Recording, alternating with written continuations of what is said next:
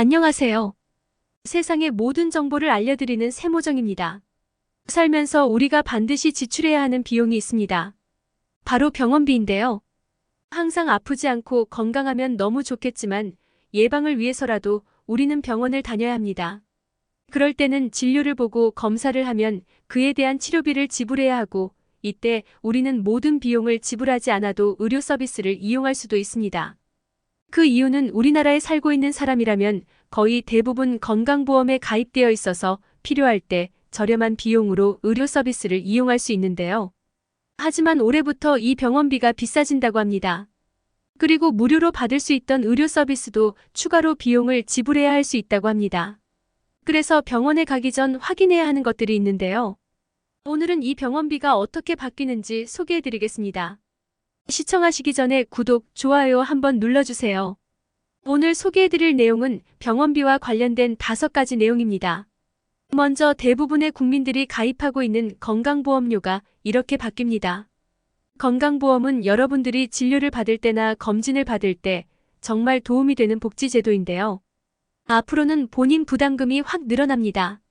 정말 많은 사람들이 어차피 건강보험으로 처리되니까 특별히 아프지 않아도 병원에서 MRI 또는 초음파 검사, 엑스레이 같은 진료비가 비싼 검사들을 받기도 하고, 외국인들도 의료 쇼핑을 오거나 건강보험 자격을 도용하여 사용하기도 합니다.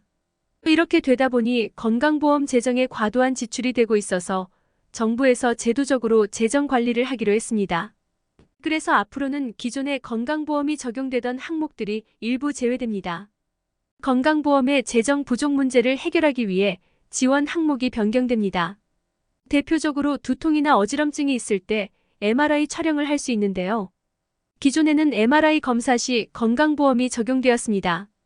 하지만 10월부터는 본인이 이상 증상이 있다고 해도 의사가 판단하기에 뇌출혈이나 뇌경색 등 신경학적 이상 소견이 없다면 급여가 인정되지 않습니다. 그러니까 이제는 환자가 부담해야 하는 MRI 검사 비용이 기존보다 늘어나게 되는 것인데요. 다음은 이미 적용된 내용이지만 아직 모르고 있는 분들을 위해 간단히 소개해드리겠습니다. 지난 9월 25일 수술실 내 폐쇄회로, 즉 CCTV 설치가 의무화되었습니다. 수술실 CCTV 설치 의무화 법안이 시행되었기 때문에 환자나 보호자가 CCTV 촬영을 원하는 경우 반드시 수술 장면을 촬영해야 합니다. 그러니까 의식이 없는 상태에서 받는 수술이 있는 경우 성범죄나 의료사고가 발생될 때를 대비하여 수술 장면을 촬영할 수 있다는 것이니 이 점 잘 기억해 두셨다가 필요하실 때 꼭 이용해 보시기 바랍니다. 다음은 건강보험 혜택을 받을 수 있는 자격과 부과 제도들이 변경됩니다. 특히 해외에 장기간 체류 중인 외국인, 피부양자, 그리고 입국 후 곧바로 건강보험으로 고액 진료를 받는 외국인이 늘어나면서 일명 의료 쇼핑에 대한 문제가 논란이 되고 있었습니다.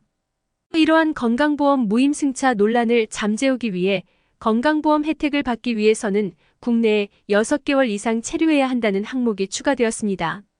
그래서 해외에 오래 거주 중이거나 한국으로 돌아온 지 얼마 안 된 분들, 그리고 자녀가 해외에 나가 있던 분들은 이번 내용을 꼭 알아두시면 좋겠네요. 그리고 건강보험 자격이 없는 분들이 다른 사람의 신분을 도용하여 이용하는 사례가 있습니다. 실제로 대한민국 국민인 A씨는 건강보험공단으로부터 받은 적 없는 만성질환 진료 관련 사실을 통보받았는데요. 그래서 조사를 해보니 외국인 B씨가 2년 넘게 신분을 도용하여 진료와 처방을 받은 사실이 밝혀졌습니다. 이러한 문제를 근본적으로 해결하기 위해 관련된 법안을 개정하여 내년 5월부터는 환자의 신분을 확인하는 절차를 강화하기로 했습니다.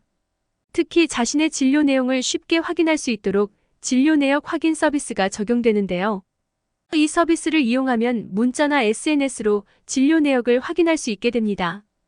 이 외에도 외래 이용이 잦은 분들이 주의하셔야 하는 내용으로 연간 외래 이용 횟수가 365일을 초과하는 경우 본인 부담률이 90%가 적용시켜서 과다 의료 이용이나 감염을 관리한다고 하네요. 오늘은 병원비와 관련된 5가지 내용을 소개해드렸는데요. 여러분들 실생활과 매우 밀접하게 연관되어 있는 내용들인 만큼 잘 기억해 두시면 좋겠네요. 매번 새롭게 달라지는 정책이나 제도 관련 소식들이 발표되고 있습니다. 앞으로도 실생활에 필요한 정보들이 있다면 빠르게 알려드릴 수 있도록 하겠습니다. 일교차가 큰 환절기인 만큼 건강에 유의하시고 모두들 건강하세요. 오늘 영상이 유익하셨다면 구독과 좋아요 부탁드립니다. 의상 세상의 모든 정보를 알려드리는 세모정이었습니다.